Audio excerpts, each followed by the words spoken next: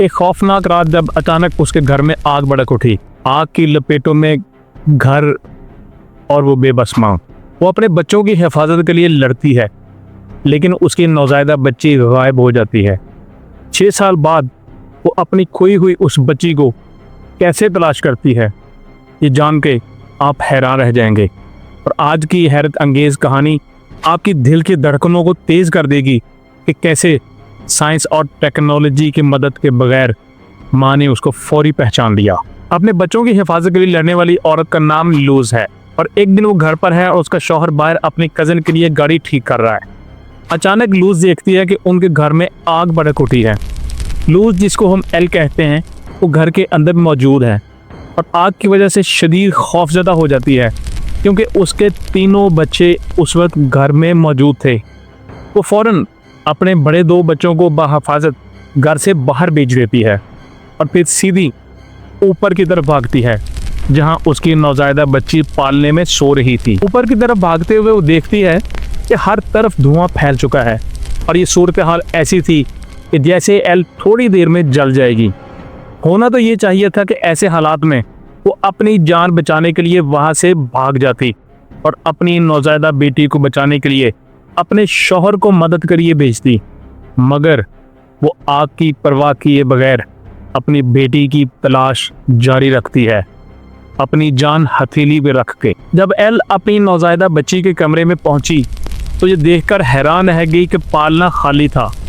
इस सूरत हाल ने उसे मज़ीद घबराहट और परेशानी में डाल दिया क्योंकि ये मुमकिन ही नहीं था कि बच्ची पालने से बाहर आ सकती। जब एल ने उसे पालने में छोड़ा तो वो सो रही थी और एक इतनी छोटी बच्ची पालने से कैसे गायब हो सकती है। लेकिन बदकिस्मती से आग फैल चुकी थी और एल मज़ीद रुक नहीं सकती क्योंकि आग उसके चेहरे को झुलसा रही थी और धुआं नाकाबिले बर्दाश्त हो रहा था। जान बचाने के लिए उसे मजबूरन इमारत छोड़नी पड़ी। आखिरकार फायर डिपार्टमेंट वहां पहुंचा और आग बुझाने लगा। जब उन्होंने इमारत की तलाशी ली तो एक खौफनाक इंकशाफ हुआ। नौज़ायदा बच्ची वहां नहीं थी। वो इलाका मुकम्मल तौर पे जलकर खाक हो चुका था। ये खबर सुनकर एल का दिल टूट गया, जैसे उसकी दुनिया ही उजड़ गई हो। उसकी बेटी कहाँ गई, वो परेशान हो गई। एल की बेटी को गुम हुए 6 साल से ज़ायद का अरसा गुजर चुका है और एक दिन यानी कि 6 साल गुजरने के बाद एल अपने दोस्त के बच्चों की सालगिरह की तकरीब में जाती है। वहाँ वो एक छोटी लड़की को देखती है जिसके डिम्पल बिल्कुल ऐसे ही थे जैसे एल के चेहरे के डिम्पल थे।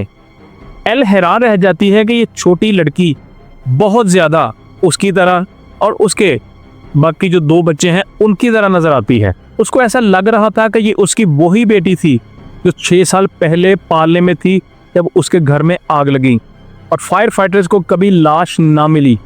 वो सोचती है कि अगर लाश नहीं मिली थी तो हो सकता है कि ये वही उसकी बेटी हो जो उस वक्त गुम हो गई थी। एल जानती है कि वो उस छोटी लड़की को सबके सामने नहीं छीन सकती। इसके लिए उसे यकीनी तौर पे सबूतों की ज़रूरत है कि ये वही बच्ची है जो उसकी नौज़ायदा बेटी थी और जिस दिन आग लगी उस दिन से गायब थी। उसने उस छोटी लड़की को अपने पास बुलाया और बहाने से कहा, अरे आपके बालों में तो गम फंस गया है, और फिर गम निकालने का बहाना करते हुए उसके बालों के 5 किनारे काटकर एल उनको प्लास्टिक के थैले में डाल लेती है। वो इन बालों का टेस्ट कराना चाहती थी, लेकिन मसला ये है कि पुलिस ने उसका केस बरसों पहले बंद कर दिया था, यानी 6 साल पहले गुम हुई थी। इसलिए एल अब एक रियासती नुमाइंदी जिसका नाम क्रूज है उससे मदद लेने के लिए जाती है। एल क्रूज से मुलाकात करती है और उसके दफ्तर में 1.5 घंटे तक मदद की इल्तिजा करती है। आखिरकार क्रूज मदद करने पर राजी हो जाता है और वो डिस्ट्रिक्ट अटॉर्नी से रब्ता करके उसे तमाम सूरत हाल बारे आगाह करता है। उसकी बातें सुनने के बाद डिस्ट्रिक्ट अटॉर्नी ये फैसला कर देता है कि इस मुकदमे की दोबारा तफ्तीश शुरू की जाएगी। जब वो तफ्तीश दोबारा शुरू करने का हुक्म दे देता है तो जो एल ने उनको बाल दिए थे उनका DNA टेस्ट करवाने का भी फैसला कर लिया जाता है। अब ये जान के हैरान रह जाएंगे कि माम की ममता नहीं, DNA रिपोर्ट ने साबित कर दिया कि जिस बच्ची के उसने बाल लिए थे वो वही उसकी नौज़ायदा बच्ची थी जो उसके घर से गायब हो गई थी। आप ये जानकर हैरान रह गए होंगे कि माँ की ममता ने अपनी आंखों से जो देखा और उसके दिल की धड़कनों ने जो उसे बताया वो बिल्कुल सच साबित हुआ।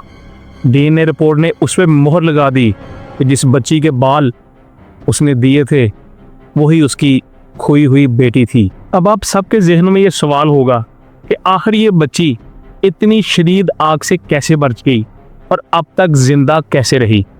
बताते हैं आपको। दरअसल कैरोलिन नाम की एक औरत मुबैना तौर पे प्रेग्नेंट थी। ये कम से कम वो सबको यही बताती थी। हकीकत में वो प्रेग्नेंट नहीं थी, लेकिन लोगों को ये बताना वो पसंद करती थी। एक दिन कैरोलिन की कार के ब्रेक्स खराब हो गए और वो गाड़ी को ठीक करवाने के लिए अपने कजन पेड्रो के घर गई। उसका कजन पेड्रो एक कार मैकेनिक था और वो एल का खावन था, यानी उस नौजायदा बच्ची का बाप था।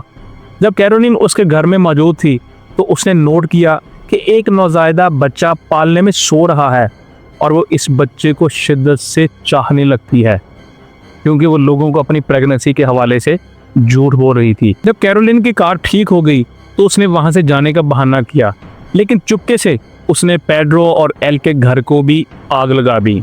जब आग ने घर को अपने लपेट में ले लिया तो कैरोलिन ने उस नौजायदा बच्ची को पालने से चोरी कर लिया और उसे अपने साथ ले गई। उसने सबको बताया कि ये उसका बच्चा है और वो उसे अपने तौर पर पालती रही। 6 साल बाद कैरोलिन नौजायदा को जब किसी सालगिरह की तकरीब में ले गई तो वहाँ पे एल ने उसको पहचान लिया। आखिरकार पुलिस ने कैरोलिन को गिरफ्तार कर लिया। इस पर अगवा और दीगर जुर्म का इल्ज़ाम लगा और अदालत ने उसको कई साल कैद की सज़ा सुनाई, जबकि इस बच्ची को बाला आखिर एल के साथ 12 मिला दिया गया। माँ की ममता जीत गई टेक्नोलॉजी से भी पहले। जिंदगी कभी कभी ऐसे मोड़ ले सकती है जो हमारे तख़य्युल से भी परे हों। कैरोलिन के झूठ, एक माँ की बेपनाह मोहब्बत और एक बच्ची की खोई हुई शनाख्त की ये कहानी हमें ये सोचने पे मजबूर करती है कि अपने मफाद के लिए एक इंसान किस हद तक जा सकता है और एक मोहब्बत किस हद तक अपनी औलाद की हिफाजत कर सकती है। कुदरत से आगे कोई नहीं बढ़ सकता।